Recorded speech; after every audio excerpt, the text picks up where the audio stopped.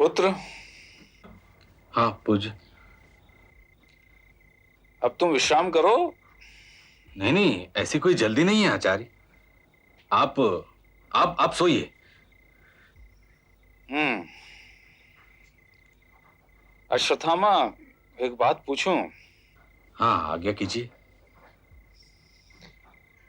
देख रहा हूं आज तुम कुछ अधिक ही सेवा कर रहे हो, ऐसा क्यों? नहीं नहीं, ऐसी कोई बात नहीं है पिताजी, बस मन हुआ। आश्चर्य। सचमुच ही क्या ऐसा है? क्यों? आप तो सेवा को भी संदेह से देख रहे थे। ऐसी कोई बात नहीं, आप सोइए। ठीक है, जैसी तुम्हारी इच्छा।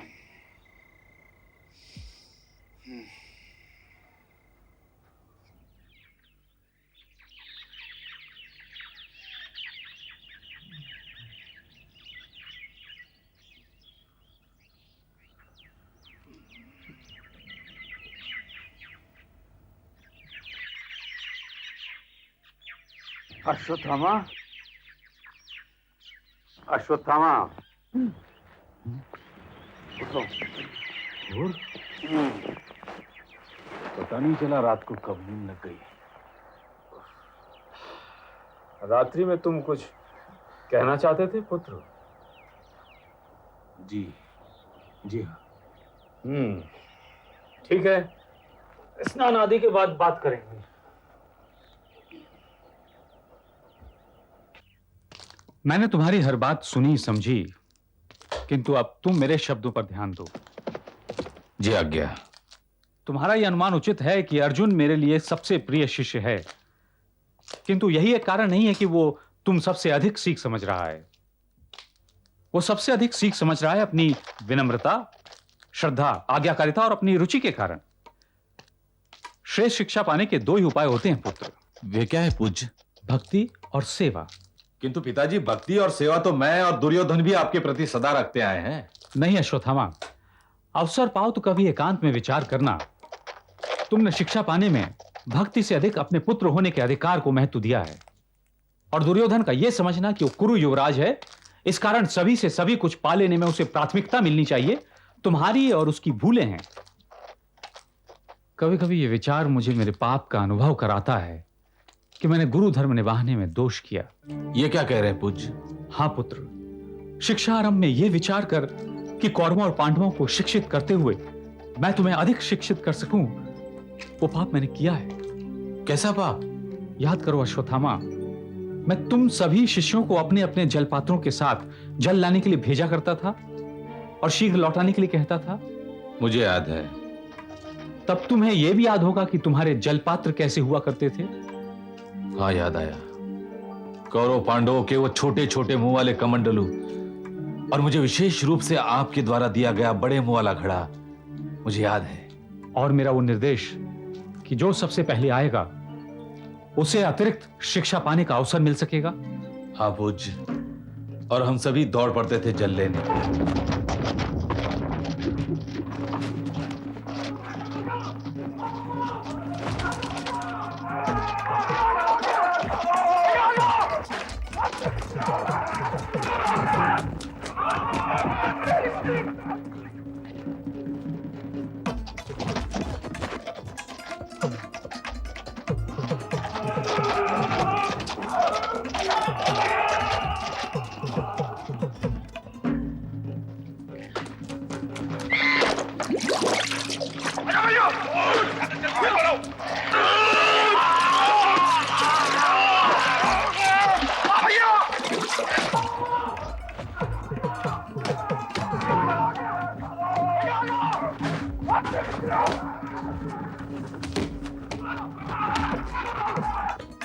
लो पुत्र, अपना धनुष बांध लो और दृष्टि उस लक्ष्य पर लगाओ।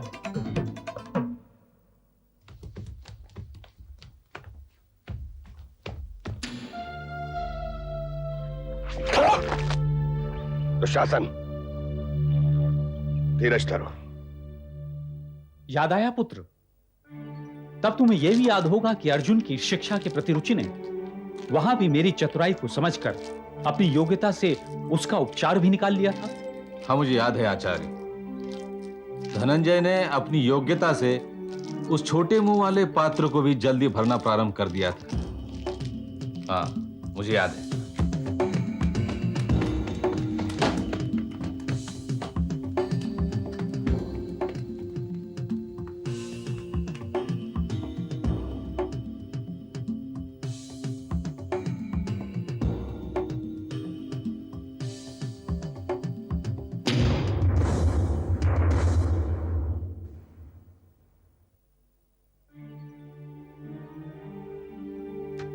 अर्जुन प्रारंभ से ही विलक्षण रहा है गुरुदेव। हाँ पुत्र, और इसी कारण वो सर्वाधिक शिक्षा और मेरा स्नेह पाने में सफल रहा है। उस समय हुई घटना के कारण मैं आज भी पाप का दोष अनुभव करता हूं अश्वत्थामा। पूज, कहो। मेरी इच्छा है कि मैं ब्रह्मास्त्र का ज्ञान पाऊं।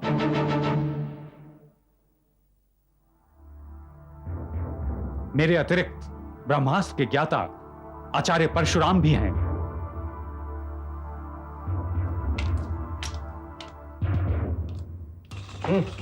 नहीं नहीं दुर्योधन, पहले बताना पड़ेगा कि दाव पर क्या रखते हो। मुझसे भी मामा। ये द्यूत है भांजे, शिव आराधना नहीं। गांधार नरेश इस क्रीड़ा के विशेषज्ञ हैं पुत्र। हाँ, ऐसी भावुकता में मत पड़ना कि हस्तिनापुर ही हार जाओ। उसे पाने के लिए महावीर भीष्म से द्यूत खेलना होगा महाराज। उस अवधूत से द्यूत? आप भी कैसी अनहोनी बात करते हैं मामा। कुल 4 खानों की चौपड़ तो है राजनीति। 4 खाने? हाँ 4। तनिक देना तो पास से।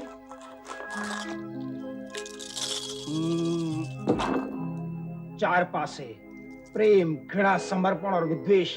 4 पासे जो जितने फेंक सके। धन्य हो गांधारपति, क्या जोड़ा है द्यूत को राजनीति से। पर भूल गए आपके घृणा और उद्वेष नाश का कारण बनते। नाश के बिना निर्माण नहीं होता महात्मन। इस सत्य को आपसे अधिक और कौन जानेगा राजन। घृणा और विद्वेष इसी कारण आवश्यक है। निर्माण के लिए नाश आवश्यक है और नाश के लिए घृणा और द्वेष। राजनीतिज्ञ के लिए तो मोह से भरा ज्ञान ही ठीक है, क्योंकि सत्ता, शक्ति और राज्य की रक्षा करने का धर्म उसी का है। पर धर्म वही है जो नीति पर आधारित है, अनीति पर नहीं। राजाओं को साधुओं की विरक्ति में मत बांधिए महात्मा, सारी व्यवस्था चौपट हो जाएगी।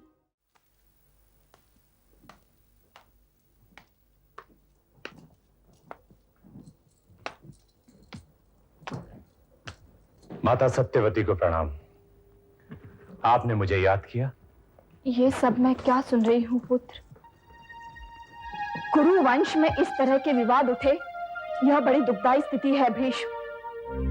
कुंती और गांधारी के पुत्रों के बीच राज्य के उत्तराधिकार के लिए विवाद हो उठे, यह समूचे चंद्रवंश के लिए कलंक की बात है।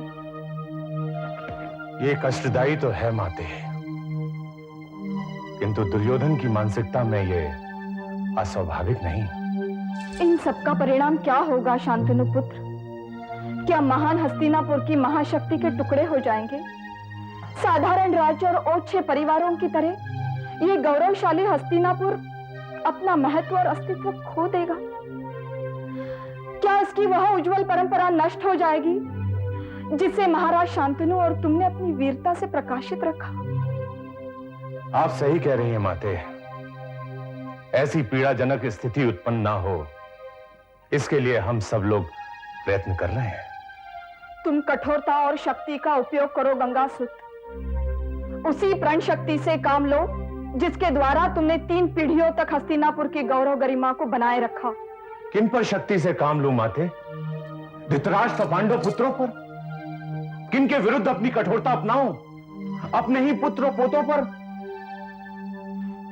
वंश कला के इस कड़वे जल से किस राज्य वृक्ष को सींचूं माते? किंतु कुछ न कुछ तो करना ही होगा गंगासुत। कोई तो आशा किरण होगी जो इस कुल के मस्तिष्क पर घिर आए इस क्लेश की कालिमा को मिटा सके।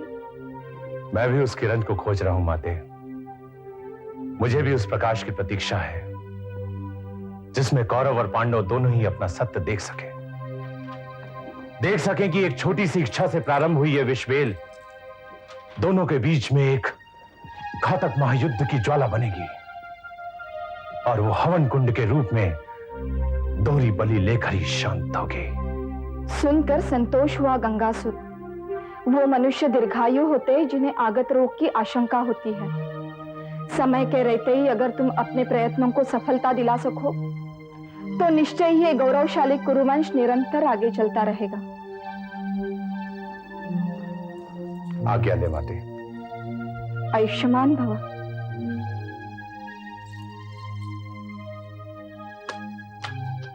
तो तुम कहना चाहते हो भांजे कि महाराज निर्णय नहीं कर पा रहे हैं? हाँ मामा। उन्हें आशंका है कि भीष्म, द्रोण, कृपाचार्य और विदुर किसी भी प्रकार उनसे सहमत न होंगे। हाँ, किंतु उनसे असहमति मिलनी है ये तो पहले से ही तय है। पर पिताजी का कहना है कि उनकी सहमति आवश्यक है। महाराज का यह भी कहना है कि जन समाज पांडवों के पक्ष में है। नगर ग्रामों में चर्चा है कि हस्तिनापुर के कुमारों में केवल युधिष्ठिर ही राजा बनने के योग्य है। कारण? जन समुदाय का विचार है कि कौरवों में राशि तेज तो है, किंतु उनके पास दया, ममता, स्नेह, सौहार्द और क्षमा नहीं है। वाह! राज्य संचालन के लिए दृढ़ता, शक्ति, पराक्रम, दंड, भय आदि आवश्यक होते हैं और ये सारे गुण हैं हमारे मित्र दुर्योधन में, इसमें कोई संदेह नहीं। हाँ, और इस बात का कोई महत्व नहीं कि कुरुराज्य के वास्तविक स्वामी महाराज धृतराष्ट्र है। स्वाभाविक है कि राज्य की बागडोर युवराज दुर्योधन संभाले। नहीं। क्या बकता है तू? भैया मैं वही कह रहा हूं जो जन समाज में चर्चित बातें हैं। और भांजे, क्या ये बात कोई महत्व नहीं रखती कि पारंपरिक रूप से राज्याधिकार किसका है? मामा, जितनी जन सूचनाएं मुझे प्राप्त हैं उनके आधार पर राजा होने के लिए किसी पारंपरिक परिपाटी का होना आवश्यक नहीं है। यदि राजा बनने योग्य व्यक्ति सामने हो तो उसके लिए परंपरा को तोड़ देना ही जनहितकारी है। क्या पिता धृतराष्ट्र के होते हुए काका पांडु राजा नहीं बनाए गए थे? ये तर्क हुआ या कुतर्क? जनतर्क यही है अंगराज, और कुरुराज के अधिकार का प्रश्न इसी जनाधार पर तय होना है। कौन कहता है ये? सभी भैया, पितामह, विदुर, कृपाचार्य, गुरुद्रोण और बहुत से लोगों का यही कहना है। दुर्योधन जी मामा। आचार्य कणक से हुई वार्ता याद है तुम्हें? हाँ, बहुत कुछ याद है। उन्होंने कहा था सत्य और धर्म ऐसे दास हैं जो संपत्ति और सामर्थ्य के दरवाजे पर हाथ जोड़े खड़े रहते हैं। हाँ मामा, हाँ। तो बस तुम भी इस समय इसी स्थिति में हो भांजे। कम से कम महाराज धृतराष्ट्र तो इस स्थिति में हैं। उनसे भेंट करो और स्थिति का लाभ उठाओ। किंतु गंधाराज, आचार्य कनक की राय में कुछ समझ नहीं पाया। यदि सत्य और धर्म ऐसी ही दास्ता करते तो आज तक न सत्य जीवित होता न ही धर्म। नहीं अधिरक्षित, ऐसा नहीं है। राजनीति के भी कुछ सिद्धांत होते हैं। साम्राज्य और राजाओं का अस्तित्व उन्हीं से चलता है। आचार्य ने भी सिद्धांत का एक सच बताया है, पर उस सच को दर्शन और ज्ञान की कसौटी पर मत कसो। तो मामा आप हमें... नहीं भांजे, केवल तुम्हें राजनीतिक चतुरता के साथ ऐसा व्यू बनाना पड़ेगा जिससे तुम्हारे शत्रु अपना बचाव न कर सके, और ऐसी व्यू रचनाएं केवल बुद्धि और षड्यंत्र से बन सकती हैं। कितने आश्चर्य की बात है पितामह। आचार्य कणक, महाराज धृतराष्ट्र और गांधारपति के बीच देर रात तक विचार विमर्श हो रहा है और आपको सूचना तक नहीं। राज्य को लेकर इतने महत्वपूर्ण निर्णय लिए जा रहे हैं और आप अनजान बने रहे। ये बात मुझे तो समझ में नहीं आती। संजय, राज्यसभा संबंधी बहुत सारी बातें ऐसी होती हैं जिनका महत्व कम और ज्यादा होता है। यह आवश्यक नहीं है कि हर वार्ता में सबकी उपस्थिति अनिवार्य हो। किंतु मैंने सुना है कि उस सभा में पांडु पुत्रों और हमारे पुत्रों के बीच हस्तिनापुर राज्य को लेकर विचार विमर्श हुआ है। यह सामान्य विषय है संजय, जो चार आदमियों के मिलने जुलने से यूं ही चल पड़ता है। मैं नहीं मानता कि यह विषय विशेष रहा होगा जिसे लेकर कणक, धृतराष्ट्र और शकुनी में विचार हुआ होगा। अतः ये अति सामान्य है। अब मुझे विश्वास नहीं हो रहा है देव, इसलिए उस विशेष दूत से जो कुछ भी जानने सुनने को मिला उसे बताने में आपके पास चला है। तुमने अच्छा किया संजय, पर उस समय तक उतावला होना उचित नहीं है जब तक कि तुम्हें यह ना पता चल जाए कि जो सूचनाएं तुम्हें मिल रही हैं वे सत्य हैं। अतः तुम अपने दूत को भेजकर सारी सूचनाएं एकत्र करो। जैसी आपकी इच्छा महाराज। किंतु मैं उस बैठक को लेकर शंकित बहुत रहूंगा। जाने क्यों मुझे ये जानकर अच्छा नहीं लग रहा पितामह। राज परिवार में रहकर या राजनीति से जुड़े लोगों के बीच रहकर मनुष्य को सदैव शंकित रहना चाहिए, किंतु शंकित रहकर सावधान होने की बजाय भयग्रस्त हो जाए ये उचित नहीं है। अच्छा चलता हूं महात्मा, किंतु अपने मन से शंका को उस समय तक नहीं हटा पाऊंगा जब तक कि स्थिति स्पष्ट ना हो जाए। उसके बाद आकर आपके दर्शन अवश्य करूंगा। मुझे अच्छा लगेगा संजय, सुख मिलेगा। तो तुम कह रहे हो भांजे पुरोचन बहुत योग्य है? हाँ मामा, उस जैसा लाख का काम और कोई कारीगर नहीं जानता। अच्छा, और लाख का वो ऐसा घर बनाएगा कि पांडव भी धोखा खा जाए। हाँ मामा, अत्यंत कलात्मक। पांडव सोच भी नहीं सकेंगे कि मृत्यु स्थान में रह रहे हैं, यही ना? हाँ मामा। पर सब सोच समझ लिया है ना? आग कैसे लगेगी, कौन लगाएगा, बचाव के सारे मार्ग बंद रहेंगे, ये सब सोच समझ लिया है ना? हाँ मामा, अच्छी तरह से। और कुंती और पांडव जा रहे हैं ना? हाँ, माँ बेटे सब तैयार हैं। महाराज धृतराष्ट्र ने उन्हें विश्वास दिलाया है कि वारणाव्रत से उचित स्थान और कोई नहीं है जहां वो निश्चिंत होकर सुख शांति के साथ प्रकृति का आनंद उठा सकते हैं, स्वास्थ्य लाभ कर सकते हैं। योजना तो बहुत अच्छी है भांजे, पर पता नहीं क्यों इस बार मैं निश्चिंत नहीं हो पा रहा हूं। ऐसा क्यों मामा? पता नहीं क्यों, पर सहसा मन नहीं मान रहा है। पर क्यों? इसलिए कि संयोग से ही सही, पर वे दुष्ट हर बार बचते रहे हैं। इस बार नहीं बचेंगे मामा, इस बार नहीं बचेंगे। आप पुरोचन की कपट बुद्धि से अनजान हैं, इसलिए संदेह कर रहे हैं। आप निश्चिंत रहिए, इस बार पांडवों की मृत्यु निश्चित है। भांजे लगता है बहुत प्रसन्न हो। हाँ मामा, हाँ मामा, बहुत प्रसन्न। आप नहीं जानते, मैं तो अभी इसी क्षण देख पा रहा हूं उन दुष्ट पांडवों की मृत्यु। कैसे वो धुआंधार जलते हुए उस विशाल लाक्षागृह ग्रह में छटपटा रहे होंगे, चीखें मार मार कर ईश्वर को पुकार रहे होंगे। हर पुकार के साथ गरम गरम जलती हुई लाख उनके कोमल कोमल शरीरों में छोटे छोटे छेद करती हुई हड्डियों के पार तक निकल जाएगी। मामा, कैसा आनंददायी क्षण होगा वह। बस बस, बहुत हुआ पुत्र, बहुत। अब तनिक सत्य से सामना कर लो। इनसे मिलो, ये है अंगराज कर्ण। मित्र कर्ण, तुम कब आए? कैसे हो? राधा माँ कैसी है? अपना शत्रुन तब कैसा है? क्या हुआ युवराज, सब ठीक तो है? आप कुछ चिंतित दिखाई पड़ रहे हैं। नहीं नहीं। क्या बात है मामा? कुछ नहीं, आज तुम्हारे मित्र कुछ अधिक देर तक स्वप्न सुख ले आए हैं। क्यों दुर्योधन? हाँ मामा, मैं चलता हूँ मामा, मुझे आवश्यक कार्य याद हुआ है।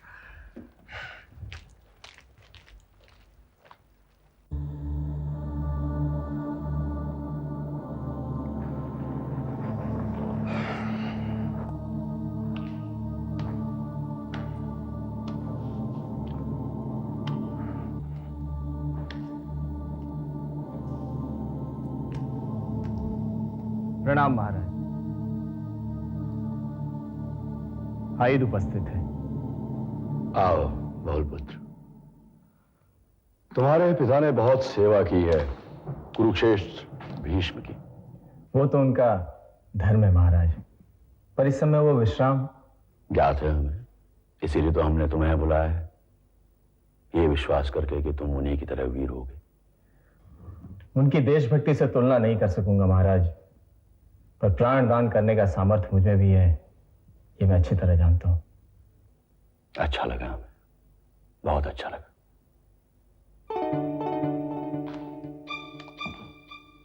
अब सुनो,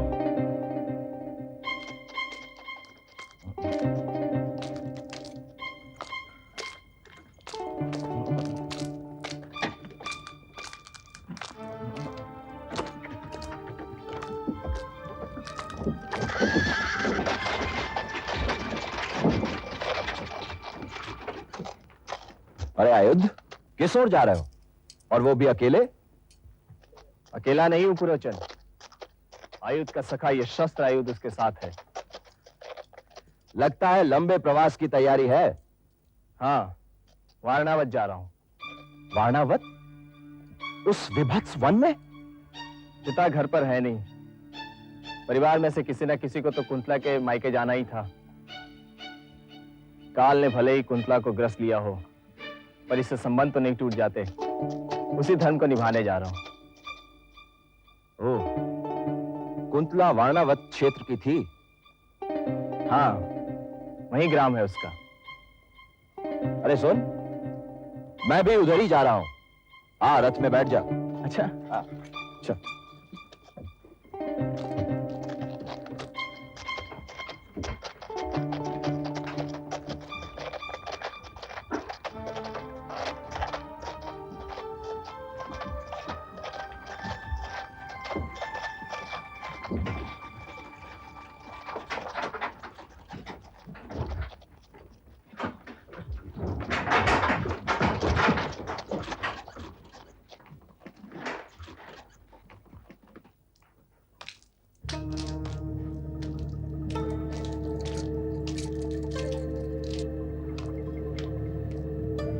अरे, तुम यहाँ? किसी ने तुम्हें देखा तो नहीं? संभवतः नहीं।